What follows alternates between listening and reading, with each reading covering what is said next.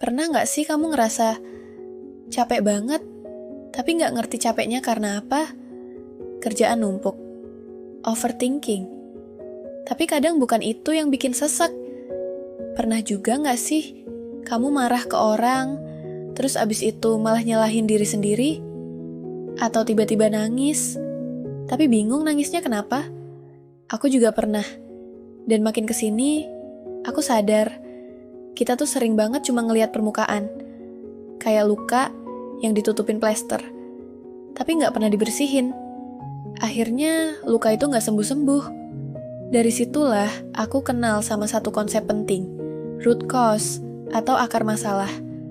Selamat datang di channel Buku Bekas, tempat di mana kita ngobrol santai tentang isi buku-buku yang bisa banget mengubah cara pandang kita dengan bahasa mudah dimengerti dan tentunya relate banget sama kehidupan kita sehari-hari. Hari ini kita bakal ngobrolin isi dari salah satu buku powerful tentang ini. Buku ini ngajarin kita buat ngelacak masalah sampai ke akarnya. Bukan cuma ngelihat gejala, tapi bener-bener ngegali kenapa ini bisa terjadi. Jujur deh, kita tuh sering banget fokusnya cuma di permukaan. Misalnya kamu lagi ngerasa, aku nggak produktif, langsung kamu hukum diri sendiri, aku males. Padahal belum tentu juga itu masalahnya. Bisa jadi kamu kelelahan mental, atau kamu bosan karena kerjaannya nggak sesuai nilai hidupmu. Atau mungkin kamu terus-terusan nunda karena takut gagal, dan ketakutan itu datang dari masa lalu, dari pengalaman ditolak, atau dari trauma yang belum kamu sadari. Kita sering banget nyalahin diri sendiri atas sesuatu yang bahkan belum kita pahami sepenuhnya. Disinilah pentingnya nyari akar masalah atau root cause. Ajarin kita untuk berhenti sekedar memadamkan api, tapi mulai mikir, sebenarnya sumber apinya dari mana?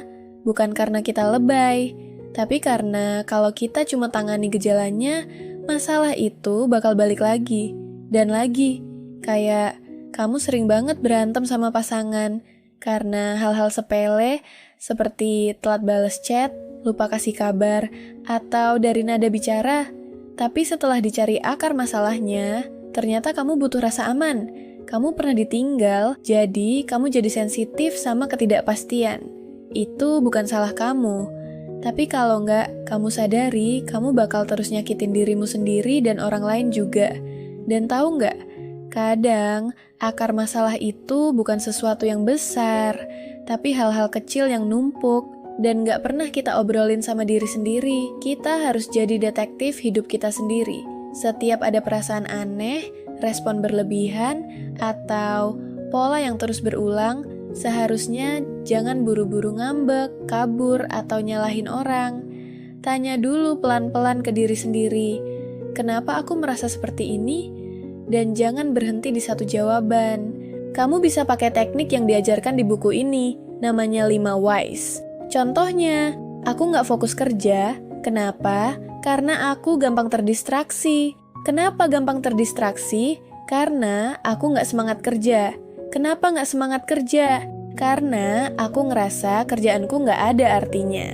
Kenapa bisa ngerasa gitu? Karena aku nggak tahu aku kerja buat siapa dan buat apa. Nah, sampai situ baru kamu bisa nemu sesuatu yang bisa diubah. Sesuatu yang lebih dalam dari sekadar gadgetnya harus dimatiin. Atau, aku harus lebih disiplin. Dan ini nggak cuma bisa dipakai buat kerjaan atau masalah emosi, tapi juga buat hal-hal kayak pola keuangan yang terus boros, persahabatan yang ngerasa berat sebelah, tujuan hidup yang nggak pernah jelas. Bahkan, kenapa kamu sering kehilangan motivasi buat bangun pagi?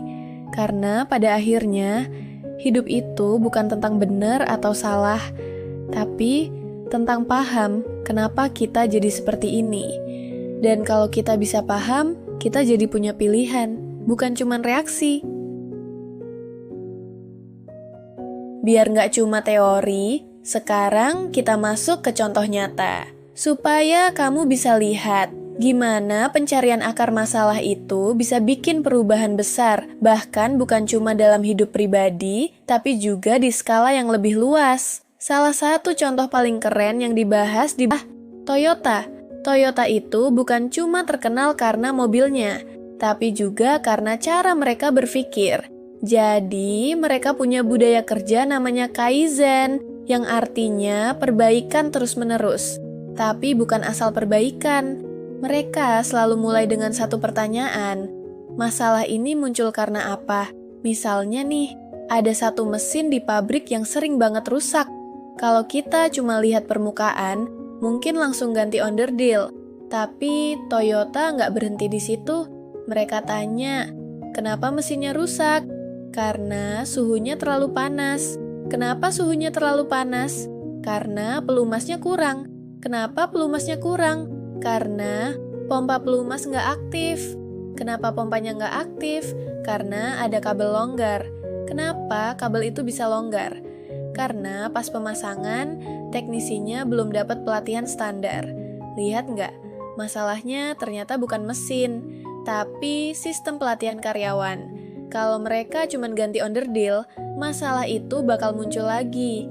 Tapi, karena mereka nyari akarnya, mereka bisa benerin sistem dan bikin solusi jangka panjang.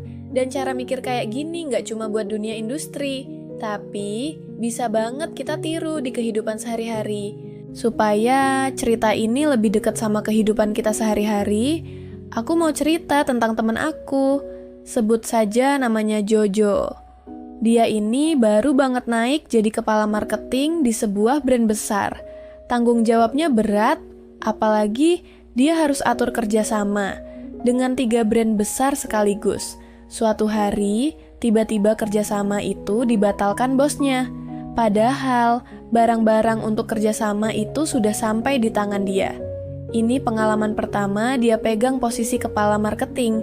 Jadi, wajar dia stres dan bingung harus gimana. Dia nggak mau rusak nama dia sendiri dan perusahaan. Tapi, di satu sisi dia bingung.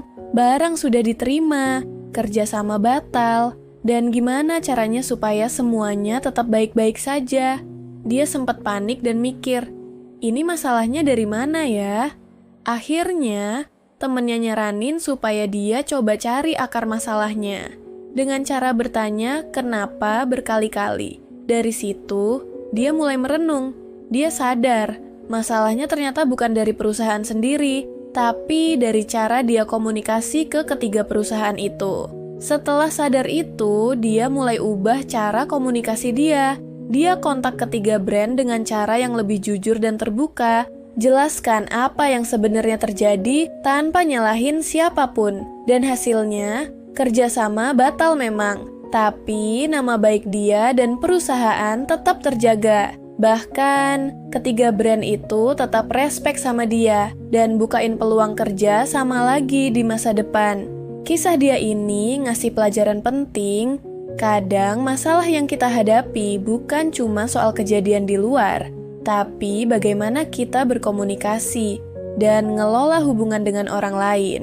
Kalau kita bisa gali akar masalah, kita nggak cuma selamat dari masalah, tapi juga bikin hubungan dan reputasi tetap kuat. Kadang kita menyalahkan diri sendiri terus-terusan, tapi lupa buat bertanya, kenapa aku kayak gini? Misalnya, kamu ngerasa nggak pede terus. Bukannya nyalahin diri, tapi coba gali, kenapa aku nggak pede? Mungkin karena sering dibandingin dari kecil, atau karena dulu pernah gagal dan dicengin habis-habisan. Root cause ini bikin kita lebih sayang sama diri sendiri, lebih ngerti cara menyembuhkan, bukan sekadar nutupin. Sekarang kita udah paham kenapa penting banget cari akar masalah, saatnya tahu gimana cara praktisnya. Nggak perlu ribet dan pakai teori susah, karena sebenarnya root cause itu bisa kita terapkan sehari-hari, bahkan dari hal-hal kecil yang kita hadapi. Ini langkah-langkah simple yang bisa kamu coba kapan saja. Pertama, kenali masalah yang sedang kamu hadapi. Misalnya, kamu ngerasa stres terus tiap hari, atau kamu sering berantem sama teman atau pasangan. Kedua, tanyakan, kenapa? Berulang kali. Ini langkah paling penting. Jangan berhenti hanya pada alasan pertama yang muncul. Coba tanya, kenapa? Sampai minimal 5 kali. Contohnya, kenapa aku stres terus? Karena aku kerja terlalu banyak. Kenapa aku kerja terlalu banyak? Karena aku takut ketinggalan dan ingin cepat naik jabatan. Kenapa aku takut ketinggalan? Karena aku sering merasa dibanding-bandingkan dengan teman. Kenapa aku sering merasa dibanding-bandingkan? Karena aku merasa kurang dihargai. Kenapa aku merasa kurang dihargai? Karena aku jarang mendapatkan apresiasi dari orang terdekat. Nah, dari situ kamu mulai bisa lihat akar masalahnya, yaitu rasa kurang dihargai. Ketiga, catat jawaban-jawaban itu. Tulis di buku atau notes di HP supaya kamu bisa ingat dan refleksi lagi kapanpun. Ini juga membantu supaya kamu nggak keburu lupa atau bingung. Keempat, cari pola dan hubungan antara jawaban. Kadang, akar masalah itu muncul karena beberapa faktor yang saling berkaitan. Misalnya, masalah kepercayaan diri bisa jadi muncul karena pola asuh waktu kecil. Dan ini berhubungan dengan cara kamu menghadapi stres sekarang. Kelima, ambil langkah kecil untuk mengubah pola itu. Misalnya, kalau akar masalahnya adalah kurangnya apresiasi, kamu bisa mulai belajar menghargai diri sendiri, atau mulai ngobrol terbuka dengan orang terdekat soal perasaan kamu. Keenam, perbaiki cara komunikasi dengan orang sekitar. Seperti cerita Jojo, banyak masalah yang sebenarnya bisa dihindari kalau komunikasi jelas dan terbuka. Jangan takut buat jujur dan minta klarifikasi kalau ada sesuatu yang kamu nggak ngerti. Ketujuh, jangan takut minta bantuan. Kadang, kita terlalu memaksakan diri buat cari akar masalah sendiri. Kalau kamu merasa bingung atau stuck, coba cari teman terpercaya, mentor, atau profesional yang bisa bantu. Kedelapan, evaluasi, dan refleksi secara berkala. Setelah kamu mulai melakukan perubahan, jangan lupa cek lagi bagaimana perasaan dan situasimu. Apakah ada kemajuan, atau mungkin ada akar lain yang belum kamu temukan. Penerapan root cause ini bukan cuma buat menyelesaikan masalah besar, tapi juga buat bikin kita lebih paham diri sendiri dan lingkungan sekitar. Kalau kita sering lakukan, perlahan hidup jadi lebih ringan karena kita nggak cuma reaktif, tapi juga proaktif menghadapi tantangan. Kadang kita terlalu sibuk nutupin luka, sampai lupa bertanya, kenapa aku bisa luka? Belajar cari akar masalah itu bukan buat nyalahin masa lalu, tapi buat kita bisa berdamai sama diri sendiri.